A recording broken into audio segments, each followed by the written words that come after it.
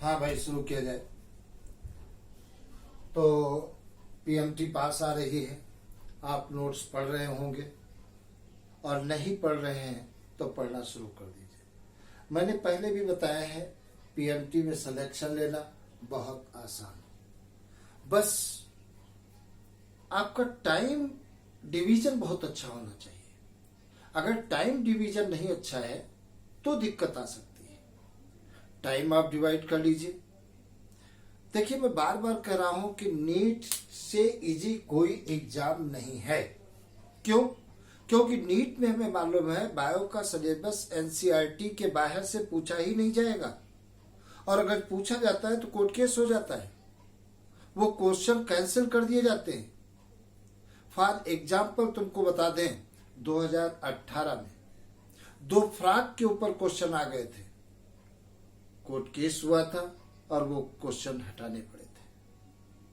तो अगर तुम नीट क्वालिफाई करना चाहते हो तो अभी हमारे पास टाइम अच्छा है, 2 महीने हैं करीब। आप लग जाओ और ये सोच के एग्जामिनेशन करो, एग्जाम की तैयारी करो कि परीक्षा मेरी कल है। अगर कल एग्जामिनेशन होता और तुम्हारा कोई दोस्त मिलने आता तो उससे आप यही कहते, यार अपन कल मिलते हैं, एग्जाम कल है, उसकी तैयारी लग कर रहे हैं। तो 2 महीने यही मान करके आप चलो कि एग्जामिनेशन कल है। और भाई मेरे, एक बात और आपको बता दें, इस संसार में आपका कोई नहीं है। अगर आप सफल हो जाओगे तो दुनिया कहेगी, तुम्हारे रिश्तेदार, तुम्हारे माता पिता, तुम्हारे आस पड़ोस के सब यही कहेंगे, लड़का टैलेंटेड था, इसका तो होना ही है, होना ही तय था। और अगर बाई चांस किसी कारण से नहीं हो पाता है तो तुम्हारे रिश्तेदार, तुम्हारे आसपास के लोग, तुम्हारे माता पिता यही कहेंगे कि लड़का गधा था, इसको कुछ नहीं आता जाता था, पीएमटी में कहां से होगा। तो एक बात सुन लीजिए अच्छे से भाई, आपकी सफलता के अनुसार या असफलता के अनुसार लोगों की बातें बदलती हैं। तो ऐसे लोगों के ऊपर मत जाएं आप लग जाएं। आप पीएमटी के लिए धुआंधार, और सिलेक्शन मैंने बताया बहुत आसान है। 6 घंटे कम से कम आपको बायो पढ़ना चाहिए, 3 घंटे 4 घंटे केमिस्ट्री पढ़नी चाहिए, 3 घंटे फिजिक्स पढ़नी चाहिए, और कम से कम 400-500 क्वेश्चन बायो के लगाइए, 100 क्वेश्चन फिजिक्स के लगाइए, 150-200 क्वेश्चन केमिस्ट्री के लगाइए, और ईमानदारी से फिर देखिए सिलेक्शन कैसे नहीं होता है। 100% सिलेक्शन होगा। तो इसलिए लग जाओ, ये जीवन बार बार नहीं मिलेगा, इसलिए इस जीवन का पूरा उपयोग करो समाज की सेवा के लिए। डॉक्टर तुमको बनना ही होगा और मेहनत करनी ही होगी। चलिए अब आज शुरू करते हैं। आई के बारे में हम लोग कल पढ़ रहे थे। तो आई में हमने क्या पढ़ा था, आंख जो है बाहर से अंदर की तरफ 3 लेयर्स से सराउंडेड होती है। बाहर से अंदर की तरफ 3 लेयर्स होती हैं आंख में। सबसे बाहरी लेयर जो होती है, मैंने तुम्हें बताया था, डेंस कनेक्टिव टिश्यू की बनी होती है। किसकी बनी होती है? डेंस कनेक्टिव टिश्यू की बनी होती है। और जो डेंस कनेक्टिव टिश्यू की लेयर इस समय हम बना रहे हैं, ये कहलाती क्या है? ये सिरोसा लेयर कहलाती है। कल मैंने तुमको बताया था, ये सिरोसा लेयर कहलाती है। और ये कैसी है? ओपेक होती है। तो ये कैसी है? ये क्या कहलाएगी? सिरोसा कहलाती है। और इसकी ओरिजिन कैसी है? सॉरी, स्केल्ला कहलाती है। स्केल्ला कहलाती है। और इसकी ओरिजिन कैसी है? मेजोडर्मल होती है।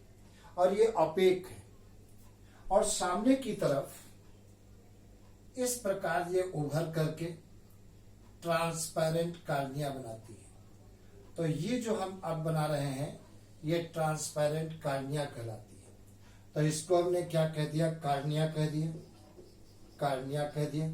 और मैंने तुमको बताया था कि आई को जब डोनेट किया जाता है तो कार्निया ही केवल डोनेट की जाती है और आई का कोई पार्ट डोनेट नहीं किया जाता है। कार्निया को क्यों डोनेट किया जाता है, क्योंकि इसमें मैंने बताया था ब्लड वेसल्स एब्सेंट होती हैं। दूसरी बात मैंने बताया था कार्निया के ऊपर एपिडर्मल सेल की बनी हुई एक म्यूकस की परत पाई जाती है। जो एपिडर्मल सेल की बनी हुई म्यूकस की लेयर पाई जाती है उसे कंजक्टिवा कहते हैं,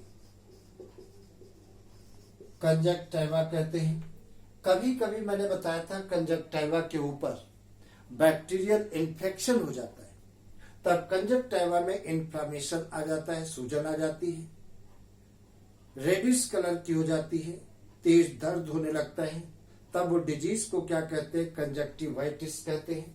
तो कंजक्टिवाइटिस एक ऐसी डिजीज है, बैक्टीरियल डिजीज है। उसके बाद में देखा जाए अंदर की तरफ एक लेयर क्या कहलाती है, कोरोइड लेयर कहलाती है। ये पूरी आई बाल को चारों तरफ से सराउंड करती है। ये पतली होती है और हाईली वेस्कुलराइज्ड होती है। इसे क्या कहते हैं, कोरोइड कहते हैं। ये कोरोइड लेयर कहलाती है। इसकी भी ओरिजिन कैसी होती है, मेसोडर्मल कहलाती है और ये ब्लूइश कलर की दिखाई देती है, ब्लूइश कलर की दिखाई देती है। ये बात आपको ध्यान रखना है। और कार्निया के बीच में ये कैसी हो जाती है, इस प्रकार से ब्रॉड हो जाती है, चौड़ी हो जाती है। और जो ब्रॉड हो करके ये चौड़ा पोर्शन बनता है उसे क्या कहते हैं, सीलरी बॉडी कहते हैं। तो ये मैंने क्या बना दिया, सीलरी बॉडी कहलाती है। ये सीलरी बॉडी कहलाती है। और सीलरी बॉडी का अंतिम सिरा इस प्रकार से नुकीला होता है। ये पिगमेंटेड होता है और नुकीला होता है, ओपेक होता है। तो यहाँ पर इसे क्या कहते हैं, आइरिस कहते हैं। और ये मैंने बना दिया आइरिस। तो आइरिस पर क्वेश्चन आ सकता है, आइरिस को कौन बनाता है, सीलरी बॉडी का अगला सिरा नुकीला होकर आइरिस बनाता है। आइरिस पिगमेंटेड होता है और ओपेक होता है, ये बात पूछी जा सकती है। तो ये पिगमेंटेड होता है, ओपेक होता है। ओपेक मतलब अपारदर्शी होता है। और दोनों आइरिस के बीच के स्पेस को क्या कहते हैं, प्यूपल कहते हैं। इस स्पेस को क्या कहते हैं, ये प्यूपल कहते हैं। अब तुम्हें यहां से क्वेश्चन तुम्हें मिलेंगे। तुमको एक बात होता है, कभी भी क्वेश्चन पूछ लिया गया और पूछा जाता है, हमेशा याद रखना, अगर क्वेश्चन पूछा जाए आंख के अंदर सनलाइट की रेज किसके द्वारा इंटर करती है, तो प्यूपल एपर्चर के द्वारा। दूसरा क्वेश्चन पूछ सकते हैं, प्यूपल के डायमीटर को कौन कंट्रोल करता है, तो आइरिस की मसल्स कंट्रोल करती है। आइरिस में दो प्रकार की मसल्स पाई जाती हैं, एक होती है सर्कुलर मसल्स और दूसरी होती है रेडियल डायलेटर्स मसल्स। जब सर्कुलर मसल्स कांटेक्ट होती हैं तो आइरिस की लंबाई बढ़ जाती है और प्यूपल का डायमीटर कम हो जाता है और कम क्वांटिटी में प्रकाश की किरणें आई के अंदर इंटर करेंगी। लेकिन जब रेडियल डायलेटर्स मसल्स कांटेक्ट होती हैं तो आइरिस का साइज छोटा हो जाता है और प्यूपल का डायमीटर बढ़ जाता है और अधिक क्वांटिटी में सनलाइट की रेज एंटर इन द आई। तो कितनी प्रकाश की किरणें आंख के अंदर जाएंगी, इस बात पर कंट्रोल कौन करेगा, मसल्स ऑफ आइरिस। आइरिस की मसल्स कंट्रोल करती हैं। दूसरी बात देखा जाए, तीसरी लेयर देखो, तीसरी लेयर कौन सी होती है, रेटिना होती है। इस प्रकार से ये रेटिना होती है। ये भी पूरी आई बाल को चारों तरफ से घेरती है। एक बात तुम्हें याद रखना है, रेटिना की ओरिजिन कैसी होती है, एक्टोडर्मल होती है। तो स्केल्ला की ओरिजिन कैसी है, मेसोडर्मल। कोरोइड की ओरिजिन कैसी है, मेसोडर्मल। लेकिन रेटिना की ओरिजिन कैसी है, रेटिना की ओरिजिन कैसी है, एक्टोडर्मल होती है। तुम्हें याद रखना है। ये क्या कहलाता है, यहां से ये ऑप्टिक नर्व निकलती है, तो इनको क्या कहते हैं, ऑप्टिक नर्व कहते हैं। ये ऑप्टिक नर्व कहलाती है। और ये जो छेद होता है इसे ऑप्टिक फोरामेन कहते हैं। ये ऑप्टिक फोरामेन कहलाता है, फोरामेन कहलाता है। और ऑप्टिक नर्व आंख से निकल करके ऑप्टिक फोरामेन से होती हुई ब्रेन को जाती है। दूसरी बात देखा जाए, यहाँ पर आइरिस के ठीक पीछे एक लेंस पाया जाता है। लेंस कैसा होता है? बाई कॉन्वेक्स होता है, ट्रांसपेरेंट होता है और क्रिस्टलाइन होता है। इस प्रकार से इसे क्या कहते हैं? लेंस कहते हैं। और लेंस की ओरिजिन कैसी होती है? एक्टोडर्मल होती है। याद रखना है, लेंस की ओरिजिन कैसी होती है? एक्टोडर्मल होती है। सिलेरी बॉडी से क्या निकलते हैं? सस्पेंसरी लिगामेंट निकलते हैं और इस सस्पेंसरी लिगामेंट के द्वारा लेंस आइरिस के पीछे लटका रहता है, तो इसे क्या कहते हैं? सस्पेंसरी लिगामेंट कहते हैं। तो ये सस्पेंसरी लिगामेंट कहलाता है, लिगामेंट कहलाता है। तो ये सस्पेंसरी लिगामेंट होते हैं। अब लेंस की उपस्थिति के कारण आई चैम्बर दो पार्टों में डिवाइड हो जाता है। लेंस और कार्निया के बीच के चैम्बर को क्या कहते हैं? एक्वस चैम्बर कहते हैं। तो ये वाला चैम्बर क्या कहलाता है? एक्वस चैम्बर कहलाता है।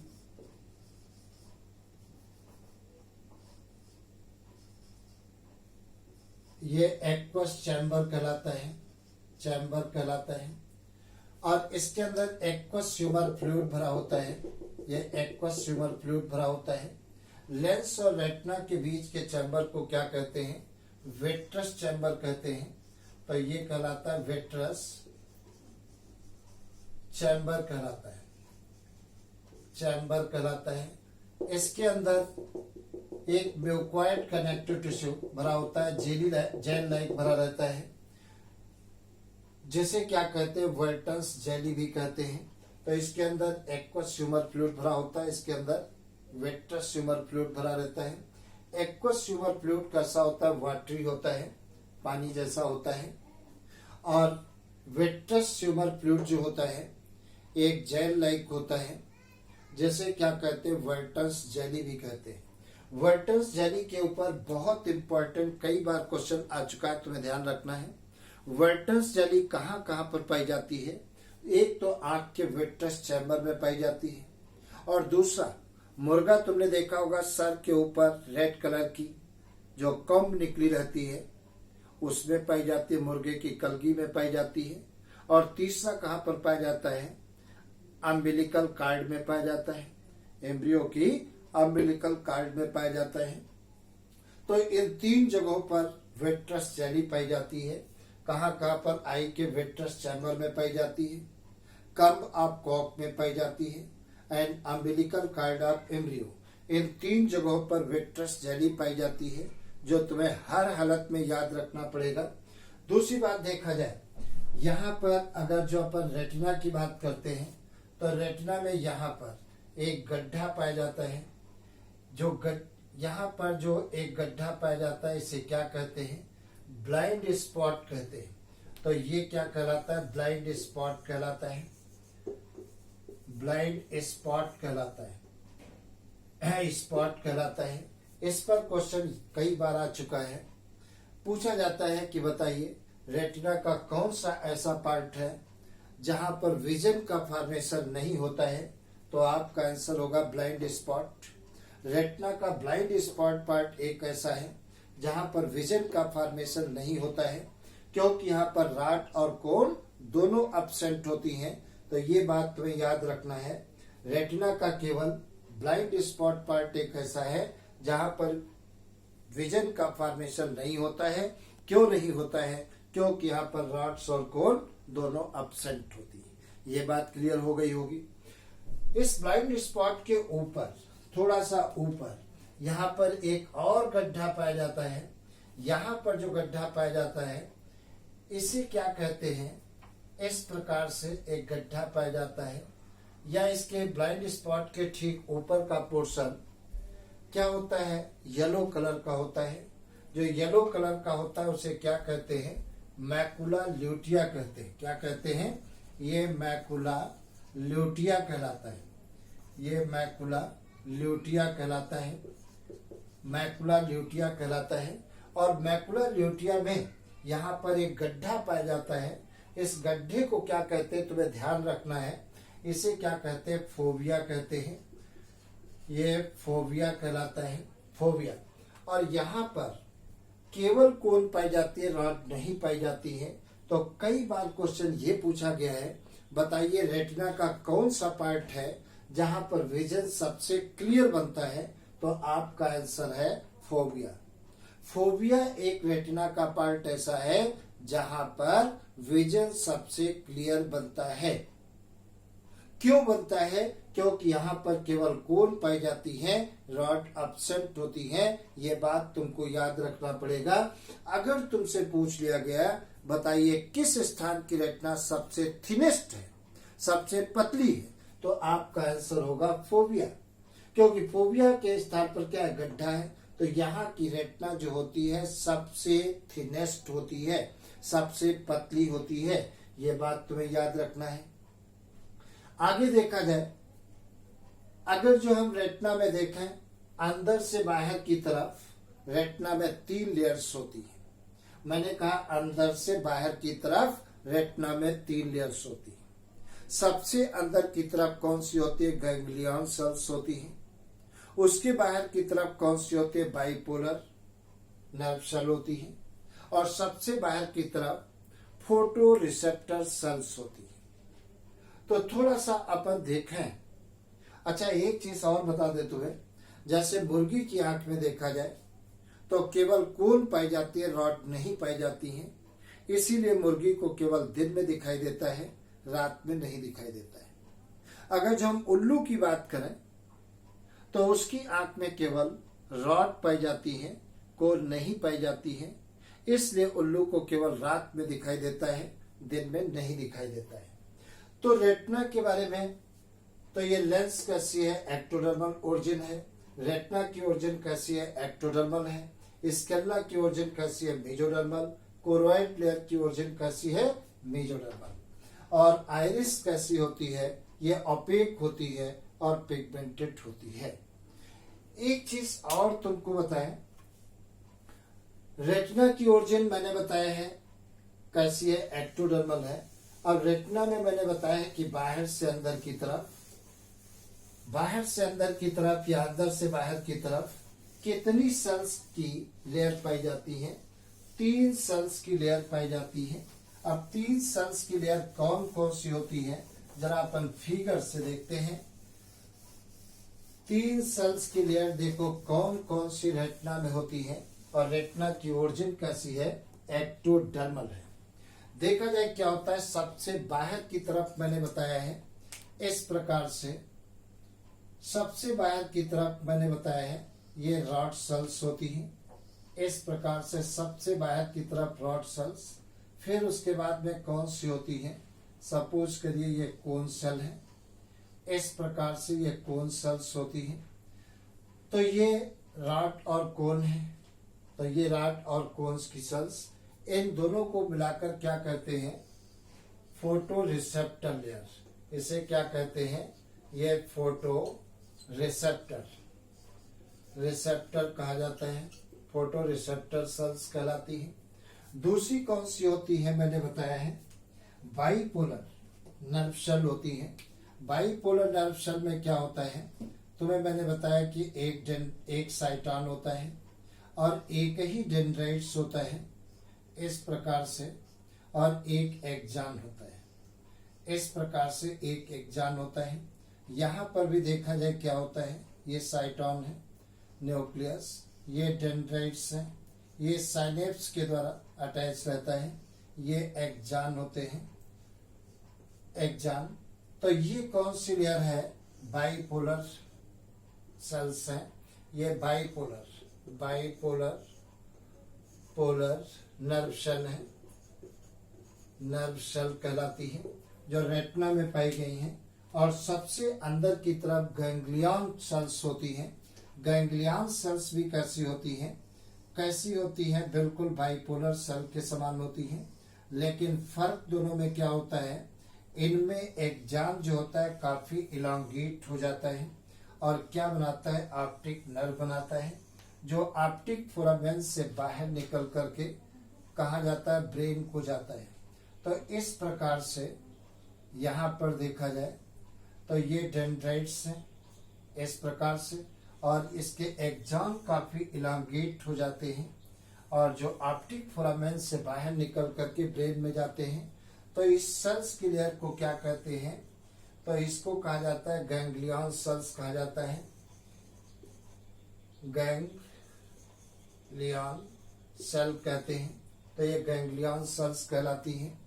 अब देखा जाए क्या होता है, रॉड के द्वारा विजन केवल अंधकार में बनता है और कोन के द्वारा विजन ब्राइट लाइट में बनता है। ये बात भी तुम्हें याद रखना है। रॉड के द्वारा विजन कब बनता है, अंधकार में बनता है, और कोन के द्वारा विजन लाइट में बनता है। कोन के बारे में अगर देखा जाए तो कोन कितने टाइप की होती है, 3 टाइप की होती है। 3 टाइप की कौन कौन सी होती है, पहली को देखो कौन सी होती है। एक होती है क्लोरोलैब होती है, ये क्लोरोलैब कहलाती है, लैब कहलाती है। और ये किस कलर के लिए सेंसिटिव होती है, ग्रीन कलर के लिए, ग्रीन कलर के लिए सेंसिटिव होती है। दूसरी कौन सी होती है, साइनोलैब होती है, ये साइनोलैब कहलाती है। ये किस कलर के लिए होती है, ब्लू कलर के लिए, ये ब्लू कलर के लिए सेंसिटिव होती है। और तीसरी कौन सी होती है, ये एरिथ्रोलैब होती है, एरिथ्रोलैब कहलाती है। ये एरिथ्रोलैब होती है, ये किस कलर के होती है, ये रेड कलर के लिए होती है, रेड कलर के लिए होती है।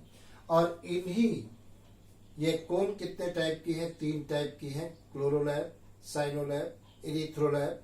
क्लोरोलैब किसके लिए सेंसिटिव होती है, ग्रीन कलर के लिए, साइनोलैब ब्लू कलर के लिए, और एरिथ्रोलैब किसके लिए, रेड कलर के लिए होती है। और इन्हीं कोन के स्टिमुलेशन से ही हमें डिफरेंट टाइप के कलर दिखाई देते हैं। और एक बात बता दें, अगर इन तीनों कोन को समान लाइट से स्टिमुलस कर दिया जाए, सेम लाइट से स्टिमुलस दे दिया जाए, तो किस कलर की हमें लाइट कलर दिखाई देगा, व्हाइट कलर दिखाई देगा। मैंने क्या बताया, अगर इन तीनों कोन को समान रूप से स्टिमुलेट कर दिया जाए तब किस कलर की लाइट प्रोड्यूस होगी, व्हाइट कलर की प्रोड्यूस होगी। तो ये कोन है। और दूसरी बात देखा जाए, रॉड मैंने बताया, रॉड के अंदर एक पिगमेंट पाया जाता है, उस पिगमेंट को क्या कहते हैं, रेडॉप्सिन पिगमेंट कहते हैं। क्या कहते हैं, रेडॉप्सिन पिगमेंट कहते हैं। और रेडॉप्सिन पिगमेंट जो होता है किस कलर का होता है, रेडिश पर्पल कलर का होता है। इस पर क्वेश्चन कई बार आ चुका है कि रॉड के अंदर, पहली बात तो यही पूछा गया है, रॉड के अंदर कौन सा पिगमेंट पाया जाता है, तो रेडॉप्सिन पिगमेंट पाया जाता है। और दूसरा क्वेश्चन ये पूछा गया है, रेडॉप्सिन पिगमेंट का कलर कैसा होता है, तो आपका आंसर है रेडिश पर्पल कलर का होता है। जरूर तुम्हें याद रखना है। तो रॉड के अंदर रेडॉप्सिन पिगमेंट, ये रेडॉप्सिन पिगमेंट है, पिगमेंट है। और रेडॉप्सिन पिगमेंट 2 चीजों से मिलकर के बना होता है। कितनी चीजों से मिलकर बना होता है, 2 चीजों से मिलकर बना होता है। 2 चीजें कौन होती है, एक होती है ऑप्सिन, ये ऑप्सिन प्रोटीन होती है, और दूसरा होता है रेटिनेल, ये रेटिनेल ये पिगमेंट होता है। और रेटिनेल में क्या होता है, ये विटामिन ए का एल्डिहाइड होता है। किसका होता है, एल लगा है, इसका मतलब इसमें एल्डिहाइड ग्रुप है, CHO ग्रुप है। तो विटामिन ए का एल्डिहाइड होता है। जब कभी रेडॉप्सिन पिगमेंट पर लाइट पड़ती है तो ऑप्सिन प्रोटीन से रेटिनेल अलग हो जाता है, ऑप्सिन प्रोटीन से रेटिनेल अलग हो जाता है। तो ऑप्सिन प्रोटीन में चेंजेस आ जाता है, इसलिए दिन में दिखाई नहीं देता है। और जैसे ही अपन अंधकार में प्रवेश करते हैं तो ऑप्सिन और रेटिनेल आपस में मिल जाते हैं और रेडॉप्सिन पिगमेंट का फॉर्मेशन हो जाता है, और तब अंधकार में दिखाई देना स्टार्ट हो जाता है। तुमने फील भी किया होगा जैसे सिनेमा हॉल में जाते हो, पिक्चर स्टार्ट हो चुकी है, जैसे अपन एंटर करते हैं तो कुछ समय हमको कुछ भी नहीं दिखाई देता है। उसका कारण क्या है? देखिए, जब हम लाइट में थे तो ये रेडाप्शन पिगमेंट ब्रेक था ऑप्शन और रेटिनल पिगमेंट, और जब हम डार्क प्लेस में एंटर किए तब ये दोनों आपस में मिल गए और मिल करके रेडाप्शन पिगमेंट बना। तो जितना समय लगता है रेडाप्शन पिगमेंट के फॉर्मेशन में, उतने समय तक हमको दिखाई नहीं देता है, और जैसे ही रेडाप्शन पिगमेंट बन जाता है अंधकार में हमें दिखाई देना शुरू हो जाता है। तो तुम्हें याद रखना है कि रॉड के ऊपर विजन बनता है अंधकार में, और जो विजन बनता है बाइपोलर नर्व सेल से होता हुआ, ये विजन की सूचना यहाँ से होती हुई कहाँ पहुंचा दी जाती है? ब्रेन को पहुंचा दी जाती है। और रेटिना पर जो विजन बनती है वो रियल बनती है और इन्वर्टेड बनती है, उल्टी बनती है। ये बात तुम्हें याद रखना है। रेटिना पर जो विजन बनती है रियल बनती है और उल्टी बनती है, इन्वर्टेड बनती है। जब ये सूचना ब्रेन को जाती है तो ब्रेन उसकी प्रोसेसिंग करता है और सीधा करके हमको वो चीज दिखाई देती है। ठीक इसी प्रकार से अगर कोन पर कोई विजन बन रहा है तो ये स्टिमुलेशन यहाँ से होता हुआ ब्रेन को पहुंचा दिया जाएगा और जिससे हमको वो चीज दिखाई देगी। तो कलर्ड विजन कौन बनाता है? कोन बनाती है। और ब्लैक एंड व्हाइट विजन कौन बनाता है? रॉड बनाती है। तो ये क्या कहलाती है? कोन कहलाती है, याद रखना है। और ये क्या कहलाती है? रॉड कहलाती है। तो रॉड और कोन क्या होती है? फोटो रिसेप्टर सेल कहलाती है, ये बाइपोलर नर्व सेल कहलाती हैं, और ये गैंग्लियनिक सेल्स कहलाती है या गैंग्लियन कहलाता है। तो आज की सेवा इतनी, और जम करके पढ़ाई करो और सिलेक्शन लो। ओके।